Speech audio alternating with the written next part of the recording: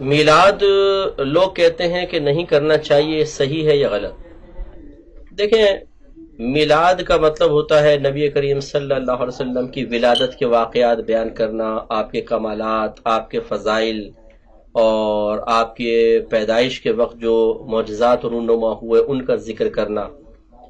تو یہ کیسے ناجائز ہو سکتا ہے؟ آپ خود سوچئے، اگر ناجائز ہوتا تو یہ باتیں قرآن میں کیسے ہیں؟ اللہ تعالیٰ نے سرکار کے کمالات کو ظاہر فرمایا، آپ کی فضیلت بیان فرمائی قرآن میں، اگر اس قرآن کو ہم بیان کر رہے ہوں تو کیسے ناجائز ہوگا؟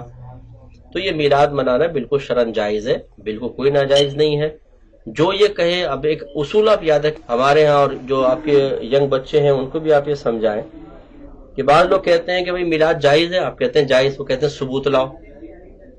تو کسی چیز کو جائز قرار دینے کے لیے ثبوت نہیں چاہیے ہوتا، ناجائز ثابت کرنے کے لیے ثبوت درکار ہے۔ آپ ان سے پوچھیں نا کہ جائز ہے ناجائز، وہ کہے ناجائز، تو آپ کہیں آپ ثبوت لاؤ۔ پورے قرآن کے اندر ایک آیت ایسی لا دیں اور لاکھوں حدیثوں کے ذخیروں میں سے ایک حدیث ایسی لا دیں جس میں اللہ تعالیٰ اس کے رسول نے منع کیا ہو کہ میلاد نہ مناؤ، اگر لا کے دکھا دیں ہم نہیں منائیں گے۔ اور جب اللہ تعالیٰ رسول منع نہیں کر رہے تو آپ کیسے منع کر سکتے ہیں؟ اب بعض اوقات یہ بولیں گے کہ اچھا یہ بتائیں کہ اللہ کے نبی نے میلاد منایا تھا، صحابہ نے میلاد منایا تھا؟ تو یہ بھی کوئی قاعدہ قانون نہیں ہے۔ اصل چیز ہے کہ منع کیا تھا یا نہیں۔ ہزاروں کھانے کھا رہے، کیا سرکار نے کھائے تھے، اس کا حکم فرمایا تھا؟ نہیں۔ تو ہزارہا چیزیں ایسی ہو گئی ہیں، اور میں مثالیں اور بھی دے دیتا ہوں۔ یہ مسجد پر گنبد و مینار ہمارے سرکار کے دور میں نہیں تھے، نہ صحابہ کرام کے دور میں، یہ بعد میں بننا شروع ہوئے تھے۔ اس طرح پکی مسجدیں بعد میں بنی ہیں، اس زمانے میں تو کچی تھی۔ قرآن پاک پہ زبر زیر پیش آیات کے نشانات پہلے نہیں تھے، بعد میں ہوئے۔ 6 کلمے اس طرح ایمان مفصل، ایمان مجمل پہلے نہیں تھی، بعد میں ہوئے۔ اسی طرح جو دارالعلوم قائم ہوئے، ان کے سلیبس مختلف کتابیں پڑھانا بعد میں۔ ایسی بخاری، مسلم، ترمذی، نسائی، ابو داؤد، ابن ماجہ جو حدیث کے مجموعے ہیں، یہ بعد میں جمع ہوئے، پہلے تو نہ سرکار نے حکم دیا نہ سرکار کے زمانے میں تھے۔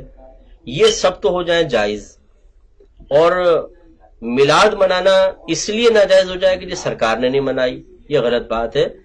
ہمارے نبی کریم صلی اللہ علیہ وسلم نے اگر کسی کام سے منع نہیں فرمایا، اللہ نے منع نہیں کیا، تو یہی اس کام کے جائز ہونے کی دلیل ہوتا ہے۔ تو لہٰذا میلاد مصطفیٰ صلی اللہ علیہ وسلم منانے میں شرعاً کوئی حرج نہیں ہے۔ ہاں، اگر کوئی اپنے پاس سے جہالت میں اس میں غلط چیز شامل کرے تو ہم اس کو غلط چیز کو غلط ضرور کہیں گے، لیکن میلاد مصطفیٰ صلی اللہ علیہ وسلم میں کوئی چیز ایسی غلط نہیں ہے جس کو منع کیا جائے، لہذا جو یہ کہتا ہے وہ غلط ہے۔ اچھا، بعض لوگ آپ سے کہیں گے اچھا بخاری میں دکھا دو، ہم مان جائیں گے۔ تو آپ ان سے یہ مطالبہ کریں کہ اگر آپ یہ کہتے ہیں کہ بخاری میں میلاد منانے کو دکھائیں تو آپ مانیں گے، اس کا مطلب یہ ہوا کہ آپ کے نزدیک بخاری میں کچھ ہوگا تو صحیح ورنہ غلط۔ تو اب ہم آپ سے یہ سوال کرتے ہیں کہ آپ بخاری میں دکھا دیں کہ امام بخاری نے فرمایا ہو کہ میری بخاری میں کچھ ملے تو مان لینا ورنہ نہیں ماننا، یہ چیز پوری بخاری میں دکھا دیں۔ تو آپ کا ضابطہ یہ ہے کہ بخاری میں ہوگا تو مانیں گے ورنہ نہیں، تو جو آپ مطالبہ کر رہے ہیں یہ بخاری میں ہے ہی نہیں، تو اس کا مطلب آپ کا مطالبہ بھی غلط ہوا۔ تو خلاصہ کلام یہ ہے کہ اس طرح خرافات بیان کرنے والے بہت سارے ہوں گے، ان کی پرواہ نہ کریں۔ میلاد مصطفیٰ صلی اللہ علیہ وسلم بالکل جائز ہے۔ میرے آقا صلی اللہ علیہ وسلم سے پوچھا گیا کہ آپ پیر کا روزہ کیوں رکھتے ہیں، تو آپ نے ارشاد فرمایا اس لیے کہ اسی دن مجھ پہ پہلی وحی نازل ہوئی اور میں اسی دن پیدا کیا گیا۔ تو میرے آقا تو خود اپنی پیدائش کے وقت میں میلاد منا رہے ہیں۔ ایسے جب سرکار صلی اللہ علیہ وسلم کی ولادت ہوئی تو آپ کا جو چچا تھا ابو لہب، جو کافر ہی مرا ہے، اس کی لونڈی سویبہ تھی، انہوں نے آ کے اطلاع دی ابو لہب مبارک کو آپ کے ہاں بھتیجا پیدا ہوا ہے۔ تو ابو لہب نے شہادت کی انگلی سے اس کو اشارہ کیا کہ جا تو آزاد ہے۔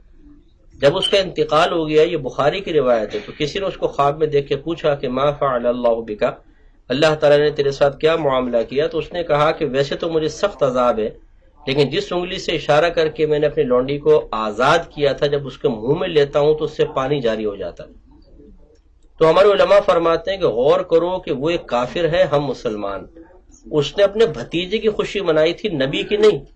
ہم اپنے نبی کی ولادت کی خوشی منا رہے ہیں، تو جب کافر کو جہنم میں راحت مل رہی ہے تو مسلمان کے لیے کتنا بڑا انعام ہوگا۔ تو اس لیے اس قسم کی باتوں پہ دھیان نہ دیں، آپ بالکل میلاد منائیں، بڑی گھر میں برکت ہوتی ہے الحمدللہ، اور اللہ تعالیٰ اس کے بدلے میں بہت کچھ عطا فرماتا ہے، جو کرتے ہیں وہ اس کی برکات محسوس بھی کرتے ہیں۔